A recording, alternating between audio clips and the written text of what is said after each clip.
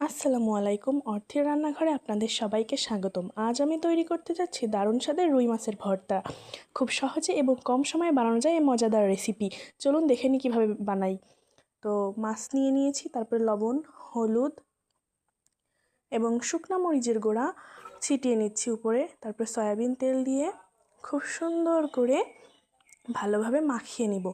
মাছটা খুব সুন্দর করে মাখিয়ে নিতে হবে যাতে মাছের ভিতরে তেল মশলাগুলো সব যায়। তারপরে আমি কড়াই নিয়ে নিয়েছি, কড়াইতে তেল দিয়ে দিয়েছি, তারপরে মাছগুলো তেলের ভিতরে দিয়ে দিচ্ছি। তারপরে মাছগুলো খুব সুন্দর করে আস্তে আস্তে জালে উল্টায় পাল্টিয়ে মাছগুলো খুব সুন্দর করে ভেজে নিতে হবে এবং বাদামি কালার করে ভেজে তারপরে মাছগুলো সুন্দর করে উঠিয়ে নিতে হবে। একটা বিষয় খেয়াল রাখবেন যে এই মাছের ভর্তা রেসিপির জন্য মাছটা খুবই কড়া করে ভেজে নিতে হবে, তাহলে ভালো বাসনা করবে।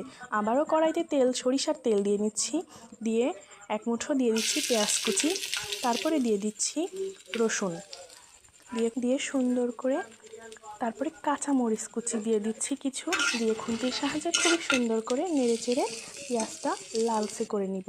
তারপরে দিয়ে দিচ্ছি সেই কাটা বাছা মাছটা দিয়ে খুবই সুন্দর করে নিম্ন জালে আস্তে আস্তে মাছটা একদম ভাজা ভাজা করে ফেলতে হবে এবং এই মাছটা খুবই সুন্দর করে আস্তে আস্তে তাপে ভাজতে হবে।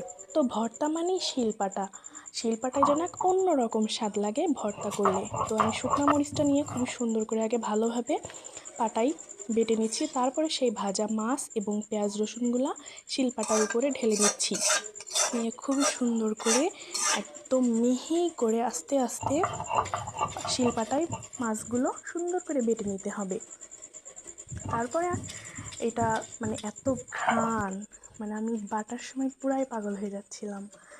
তো দেখতেই পারছেন কি সুন্দর করে আমি মিহি করে বেটে নিচ্ছি। তো বেটে নেওয়া আমার প্রায় শেষ। এখন আমি গোল গোল আকৃতি করে একটা শেপ দিয়ে নিচ্ছি। আপনারা আপনাদের পছন্দ মতো করে মাছ ভর্তাটা শেপ দিয়ে নিতে পারেন।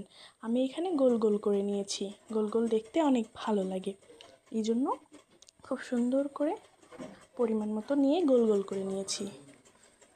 তারপরে দেখতে পাচ্ছেন কি সুন্দর গোল গোল হয়ে গেছে, মনে হচ্ছে নাড়ুর মতো লাগছে বলেন। তো আমার এখানে 2 পিস মাছের 3টা হয়েছে, 3টা গোল গোল হয়েছে আর কি। তো দেখতেই পাচ্ছেন কি সুন্দর। তো আমার ভর্তাটা হয়ে গেছে। এখন ভর্তা মানেই হচ্ছে পাটা মুছে খাওয়ার মজাই আলাদা। তো আমি এখানে এক টুকরো মাছের ভর্তা নিয়ে আমি খুব সুন্দর করে ভাতটা মাখিয়ে আপনাদের জানাচ্ছি কেমন হয়েছে। তো এক গাল নিলাম, গালের সাথে যেন মিশে গেল আর